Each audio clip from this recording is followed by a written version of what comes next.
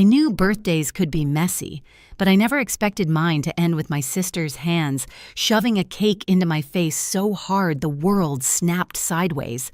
I remember the smear of frosting, the sting of blood mixing into it, and Rowan's laughter bright, sharp, deliberate as I hit the floor. People rushed in only to shrug. It was just a joke while my vision pulsed blue and white. I tried to believe them. I tried to stand. But the next morning at the ER, the doctor froze at my x-ray and asked me a question no sister should ever trigger. I grew up learning to swallow things, small hurts, sharp comments, moments that should have felt wrong but were brushed off as harmless. In my family, peace was a performance and I played my part well. I was the quiet one, the steady one, the daughter who didn't need attention because, as Mom liked to say, Avery's strong. She can handle herself. What she meant was simpler. Rowan needed the spotlight more. Rowan was born 18 months after me, but you'd think she was the first child, the favorite child, the son we were all expected to orbit. She had that kind of presence, loud, dramatic, magnetic. When she walked into a room, Mom lit up. When I walked in, Mom softened polite, like she'd just remembered I existed. I learned early that Rowan's moods dictated the temperature of the entire house, and Marlene, our mother, did anything to keep her smiling. And me? I fit myself into the cracks.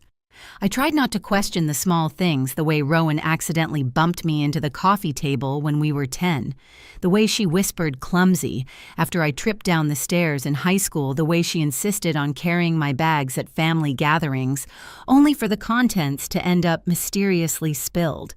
Mom always reacted the same way: Avery, don't be dramatic. Your sister loves you. So I stopped asking for help. I focused on work, built a life in my small Seattle apartment, kept my distance when I could. But Rowan had a talent for finding ways to stay in the center of my orbit. Little comments, little digs moments she turned into jokes. Everyone laughed at, except me. And every time I tried to defend myself, I heard the same line, "You're too sensitive." Rowan didn't mean it. That's why on the night of my 36th birthday, even as blood slid warm down my neck and frosting blurred my vision, part of me still wondered if maybe I was overreacting. Maybe the pain blooming at the base of my skull was just bad luck. Maybe Rowan's grin, so wide, so sharp, wasn't satisfaction, but poor timing. Maybe the laughter around me wasn't cruelty, but confusion. I kept replaying the moment as I drove home, the steering wheel cold beneath my palms. I tried to believe it was just a joke, just an accident, just Rowan being Rowan. But lying awake that night, head pounding, something felt different. An instinct deep in my chest, whispering that this time, something was very, very wrong. And by the next morning, when I staggered into the ER, I would learn that instinct wasn't exaggeration. It was memory trying to surface. By morning, the headache had sharpened into something vicious, each heartbeat a hammer against the back of my skull. Bright light made my vision double, and a wave of nausea rolled through me the moment I tried to sit up.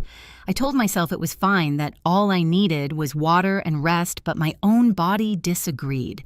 When I touched the tender spot behind my ear, my fingers came away sticky with dried blood.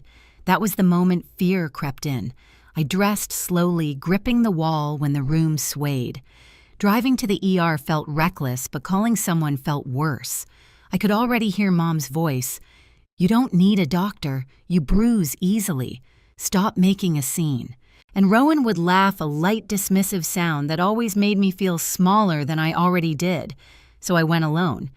Seattle's ER was busy, but when the nurse saw me flinch at the overhead lights, she guided me into an exam room without hesitation. I answered her questions. When did the injury happen? How did it happen? Was there loss of consciousness? Each answer feeling strangely heavy. Saying out loud that my sister shoved a cake into my face shouldn't have sounded like a medical emergency, yet here I was, trembling under the paper gown.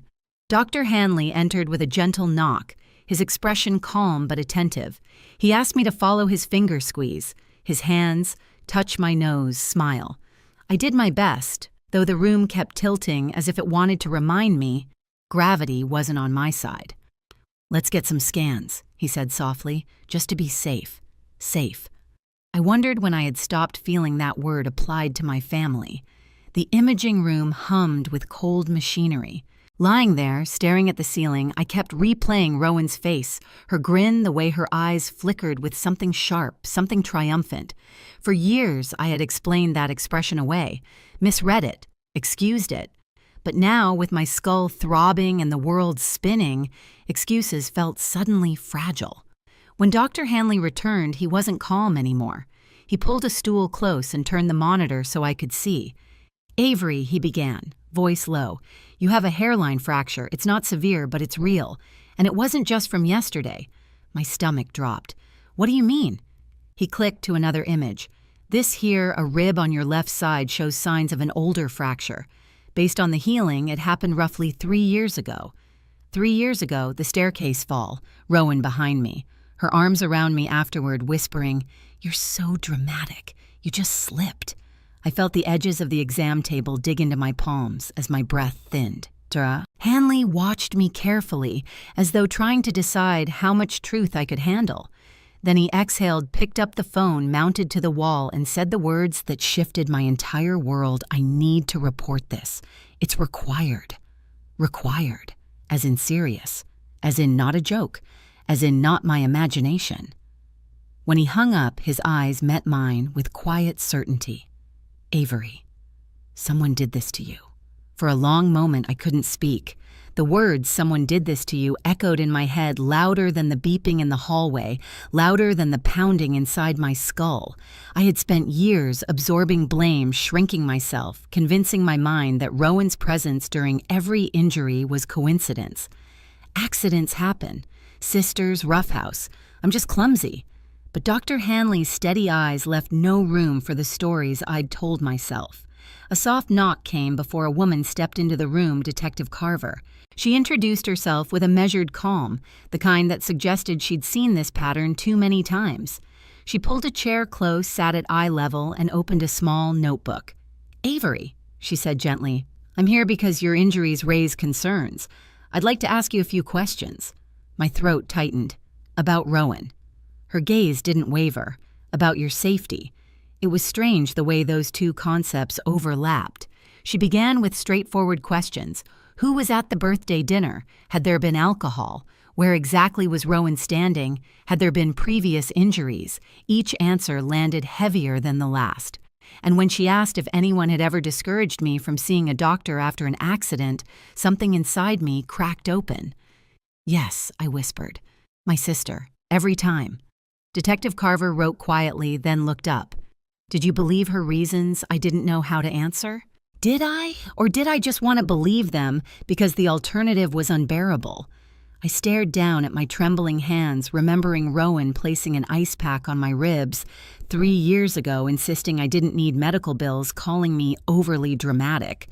Remembering her scoffing when I tripped in the parking lot, joking loudly that I should be bubble-wrapped. Remembering her moving quickly to clean up any mess caused by my injuries, always positioning herself as the helpful one. "It's like she wanted to be the first person I turned to," I said quietly. "And the last person I doubted." Detective Carver nodded as though that made perfect tragic sense. Before she could ask the next question, the door flew open. My mother's voice cut through the room before I even registered her face. "Avery Lynn Dalton, what on earth are you telling these people?" She swept inside with Gerald in tow, her expression a storm of indignation and fear. Rowan wasn't with them yet. Somehow her presence clung to the room anyway. "A fracture," Mom demanded. "From a birthday joke."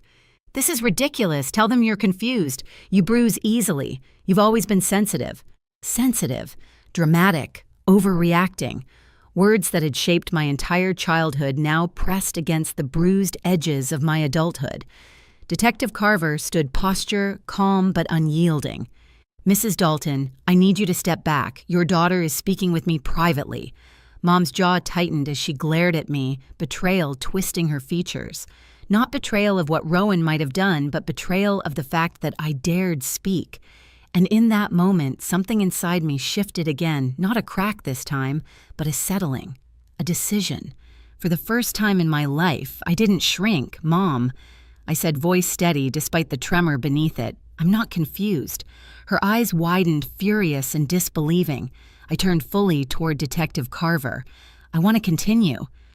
Detective Carver didn't waste time once I gave consent. She asked Mom and Gerald to step outside, and despite Mom's protests, the detective's tone made it clear this wasn't optional. When the door finally closed, the room felt strangely lighter, as if removing my mother's presence untangled a knot I'd carried for decades. Carver sat again. Avery, I'm going to be honest with you. The pattern you've described, the injuries, the minimization, the pressure not to seek medical help, it's concerning. And combined with what Dr. Hanley found, we need to treat this seriously. I nodded, though the reality of what she implied hovered just out of reach, too large to take in all at once. We've requested the restaurant's security footage, she continued, and we'll be talking to every witness at your birthday. For now, I want you to focus on your safety. Do you feel safe going home? The question stunned me more than the diagnosis. Safe. The word felt foreign, like it belonged to other people's families. I'm not sure I admitted. Carver softened. That's an honest answer. It's a start. Before she could explain next steps, the door cracked open again. This time it was Elise, my aunt. She hovered hesitantly in the doorway until Carver nodded permission for her to enter. Elise stepped inside, her eyes glossy with something that looked too heavy to carry alone. Avery, she whispered, I should have come sooner. Her voice trembled, and when she reached for my hand, hers was cold. I tried calling you last night, she said, but when I didn't reach you, I had a feeling something wasn't right. She looked at Carver. Detective, can I speak to you both? I have information. Carver motioned for her to sit. Go ahead. Elise swallowed hard. I've seen Rowan hurt Avery before. My entire body stilled. Elise continued, voice shaking. When Avery was little, there were moments, small at first, that I didn't know how to explain. I told myself it was sibling rivalry or accidents or kids not knowing their strength. But as they got older, Rowan changed. Or maybe I finally saw it clearly. She wrung her hands. I saw her push Avery on the stairs once. Avery was maybe 12. Everyone thought she slipped, but I was standing at the top landing. Rowan shoved her, hard. My breath caught. I remembered that fall, how Mom scolded me for ruining the holiday photos with a bruised cheek, how Rowan hovered next to me offering cookies and fake sympathy. Elise wasn't finished, and 3 years ago, after Eleanor's funeral, she took a trembling breath. I overheard something. Rowan found out about the Victorian house. She didn't say it to your face, Avery, but she was furious. I heard her telling someone on the phone that accidents happen and that if you were less competent, she'd be the one to manage everything. The room went very still. Even Detective Carver stopped writing. A cold shiver slid down my spine. Elise's voice cracked into a whisper. I should have told you sooner. I was scared of Marlene, scared she would cut me out entirely. But after what happened last night, I can't stay quiet anymore. Carver nodded slowly. Thank you, Elise. This helps us build a clearer timeline. She stood. Avery, I'll keep you updated. For now, Elise will take you home, and stay away from your sister until we've completed our interviews. I agreed because the truth was simple. I didn't want to see Rowan. Not until I understood who she really was. 2 days passed in a blur of phone calls, updates, and long silences inside my apartment. Elise stayed with me, insisting she wasn't leaving me alone. I didn't argue. The quiet company felt like a soft landing after years of walking on glass. On the 3rd day, Detective Carver called. We viewed the footage, she said. Avery, it was deliberate. The words pulsed in my ear. She angled the cake. She looked over her shoulder first. And after you fell, there's a moment, barely a second, where she smiled before pretending to panic. A cold wave washed through me. I didn't respond, so Carver continued. We also obtained her phone. There are notes that detail past incidents, dates that match your injuries, and something labeled future. My chest tightened. Future projected opportunities. When you'd be alone. When you'd be most vulnerable. Avery. This wasn't spontaneous. She planned patterns. I felt Elise's hand on my back as I sank onto the couch. We're moving forward with charges, Carver said. I need you to be present at a family meeting Sunday evening. We'll arrest Rowan there. A tremor rippled through me. Why in front of everyone? Because this time, Carver said the entire family needs to see the truth. Sunday came too quickly. Elise drove me to Mom's house, the same house that had held decades of quiet dismissals and rearranged memories. When I stepped inside, Rowan was already there, laughing, chatting, glowing with the ease of a person who believes they've won. She saw me and smirked. "Oh, look, who's finally healed." Mom hummed disapprovingly. "Avery, don't start anything. Start anything." As if I had ever been the one who did. Before I could answer, a knock echoed across the dining room. Detective Carver stepped inside with 2 officers. "Rowan Dalton," she said, voice clear, "you're under arrest." The room erupted. Mom shouted, "This is absurd." Gerald backed away pale. Elise stayed rigid beside me. But Rowan, her transformation was instant. The pleasant facade drained, replaced by something sharp and feral. "You're kidding," Rowan said, laughing too loudly. "For what?" A birthday joke. Carver didn't flinch. "For assault. And for evidence found in your possession indicating intent to cause future harm." Rowan's eyes flicked toward me, narrowing. "You think you're so perfect, Avery? You think you deserve that house? You think Eleanor loved you more, she only pitied you?" Mom gasped. Rowan kept going, unraveling in real time. "I've cleaned up after her my whole life. She was always pathetic, always fragile, and everyone acted like I should feel guilty for being stronger." Carver cut in. "That's enough." But Rowan lunged forward, pointing at me with trembling rage. "You ruined everything the day you were born." And there it was, the truth she'd hidden beneath 20 years of smiles. The officers stepped in, cuffing her wrists as she thrashed. "Mom, tell them Avery is exaggerating, tell them." But Marlene wasn't moving. Her face had gone ghostly, white eyes wide with a dawning horror I'd never seen before. Maybe for the first time, she finally understood the monster she had protected. Rowan's voice cracked into a scream as she was led out of the house. And I stood there, heart pounding, realizing the world had shifted again, this time in my favor. The aftermath unfolded quietly, almost gently, as if the world was trying to hand me a softness I'd never been allowed before. Within weeks, Rowan accepted a plea arrangement, supervised probation, mandatory therapy, and a long-term order preventing her from coming near me. It wasn't dramatic, but it was justice, steady, undeniable. Mom barely spoke during the hearings. When the evidence was read aloud, the footage, the notes, the old injuries, something in her seemed to collapse inward. One afternoon, she called to tell me she'd started therapy. Not for Rowan, for herself. For the years she spent denying what she didn't want to see. I didn't know what to say, so I said the only honest thing, "I hope it helps." The Victorian house became my quiet refuge. Restoring it felt like restoring myself room by room, memory by memory. And when I opened the doors as the first meeting space for the Eleanor Center, a resource hub for people trying to untangle family-made wounds, I felt something I'd never felt growing up. Safe, seen, free. Some people say family loyalty means enduring anything, but I've learned that real loyalty, real love doesn't demand silence in the face of harm.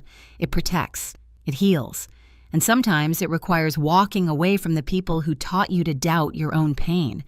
I'm still learning what a healthy life looks like, still finding my footing inside the freedom I never expected to have. But if my story proves anything, it's that truth doesn't just break things apart. It clears space for something better. If you've ever carried a wound like mine, share your story below. And if you want more real stories like this, make sure you're subscribed. You're not alone.